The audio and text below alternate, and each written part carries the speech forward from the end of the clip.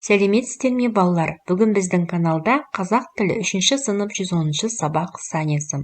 Сендермен бірге Майра апай әдеттегідей барлық тапсырмалар мен жаттығулардың бірге орындайтын боламыз. Ал сендер лайк басып, подписаться батырмасын басып, тіркеліп, қолдап кетсеңдер болғаны. Жарайсыңдар, балалар. Олай болса тапсырмаға көшейік. 30-шы жаттығу: өлеңнің ұйқасын тауып жаз. Сылдыр қағып, таудан ағып жатыр, құлап мөлдір бұлақ. 777 жұмбақ кітабынан. Балалар, біз ұйқасын тауып біріктірдік. Енді өлеңнің толық нұсқасын көрейік. Сылдыр қағып, таудан ағып жатыр, құлап мөлдір бұлақ. Жарайсыңдар, балалар, дәптерлеріңе жазып алыңдар. 31-ші жаттығуда өлеңді мәнерлеп оқы. Балықшының ұлымын. Сескенбеймін дауылдан, селк етпейтін таудаймын. Ақ теңізде айдыннан, ақ сазандар аулаймын. Батыр екен өзі деп, үлкендерде мақтайды. Жетілетін кезі деп, талабымды жақтайды. Ел сенімін ақтайтын балалардың бірімін, мәңгі тыным таппайтын балықшының ұлымын. Базарбай Исабаев. Балалар, бұл өлеңде сескенбеймін деген бізге таныс емес сөздер кездесіп тұр. Бұны біз тапсырманың соңында мағынасын, қандай мағына білдіретінін айтып өтеміз, балалар.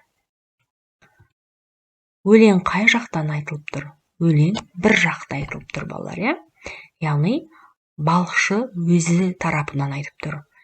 Балықшының ұлы өз жағынан айтып тұрған екен. Өлең неліктен балықшының ұлымын деп аталып тұр? Өйткені өлеңнің авторы балықшының ұлы.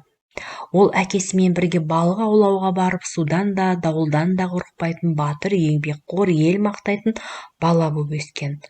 Осы балықшының ұлы екенін өзі мақтан тұтып айтып тұр, өлеңде. Балықшының ұлына сұрақтар дайында. Балалар, сен балықшының ұлымен кездессеңдер, қандай сұрақтар қояр едіңдер? Теңіз айдынына шыққанда қорқыныш сезім болды ма? Балық аулауды қанша жасыңнан бастадың? Көбінесе қандай балық түрлерін аулайсыңдар? Мінекей, балалар, осындай сұрақтар қоюға болады. Яғни өздеріңде басқа да сұрақтар туындап жатса, сол сұрақтарды да қосымша қойып жазып шықсаңдар болады. Балалар, мысалға, балықшы болу үшін қандай адамда қасиеттер болу қажет деген сияқты тағы да сұрақтар қоссаңдар болады. Мәтіндегі мағынасы түсініксіз сөздерді белгіле. Олардың мағынасын сөздіктен біліп ал.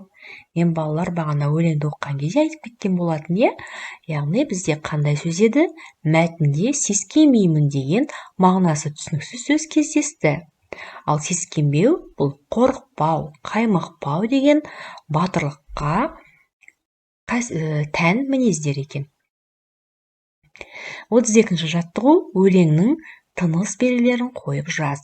Балалар, бізге ешқандай тыныс белгісіз өлең берілген, біз оны оқи отыра бірден тыныс белгілерін қойып өтетін боламыз.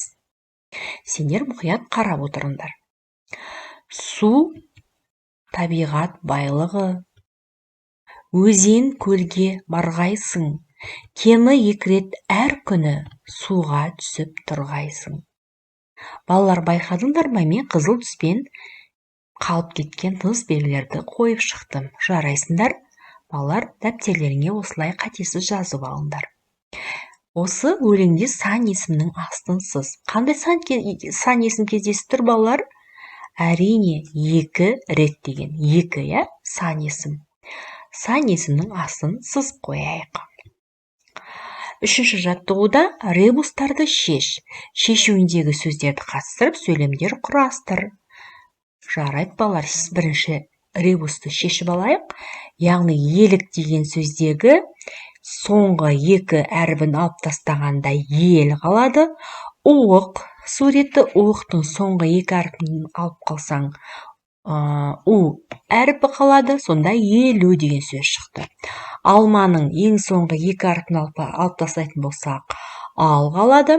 Ал тырнаның соңғы 3 әрпін алып тастасақ, т қалады. Сонда 6. Сонда бізде қандай сөз шықты? 50 және 6 деген шешуі шықты. Яғни біз не істейміз келесі? Шешуіндегі сөздерді қатыстырып сөйлемдер құрастырамыз. Яғни 50 деген сан есімді қатыстырып сөйлем құрайықшы. Менің әкем 50 жасқа толды. Анам 6 түрлі жіпті қолданып алаша тоқыды. Яғни балалар бізге берілген тапсырма шешуіндегі сөздерді қатыстырып сөйлемдер құрайды. Яғни бізде 50 және 6 деген шешім шықты. Соны қатыстырып 50 және 6 сан есімдер қатыстырып сөйлем құрастырып шықтық. Яғни дәптерлеріңе қатесіз жазып алсаңдар болады. Ребустардың шешуіндегі сөздер сан есім екенін дәлелде. Яғни біз сан есім деп айтқан 50 және 6 сан есімдері шынымен де сан есім екенін қалай дәлелдей аламыз балалар? Яғни 50 және 6 заттың сынын білдіріп тұр. Және олар қанша, неше деген сұрақтарға жауап беріп тұр, балалар. Жарайсыңдар. 34-ші жаттығу. Жұмбақты оқып шешуін тап. Дәмі де жоқ, түсі жоқ, пайдаланбас кісі жоқ. Балалар, ол не екен? Ешқандай дәмі жоқ, ешқандай түсі жоқ, бірақ пайдаланбайтын кісі жоқ дейді. Жарайсыңдар балалар. Сендер ауа екенін біліп қойдыңдар деп ойлаймын. Өйткені ешқандай дәмі жоқ, түсі жоқ, бірақ ешқандай адамдар онсыз өмір сүре алмайды, яғни ауа екен. Жұмбақтың шешуіндегі сөзді сипатта. Яғни жұмбақтың шешуі ауа болды. Ауаны біз тағы да басқаша қалай сипаттай аламыз? Ауа ол көзге көрінбейді, қолға ұстай алмаймыз, сезіне алмаймыз, бірақ біз оны жұту арқылы біз өмір сүреміз, Жарайсыңдар балалар. Ал енді осы ауа сөзін құрастыра отыра қандай, қолдана отыра қандай басқа жұмбақтар құрастыруға болады? Мен сендерге көмектесіп жіберейін, балалар. Көзге ілінбейді, жұтсаң білінбейді деген жұмбақ құрастыруға болады. Жарайсыңдар балалар. Мінекей осы тапсырмаларды дәптерлеріңе жазып алыңдар. Осымен бүгін сендерге дайындаған тапсырмаларым аяқталды. Сау болыңдар. Подписаться батырмасын міндетті түрде басып, тіркеліп кетуді ұмытпаңдар. Жарайсыңдар балалар.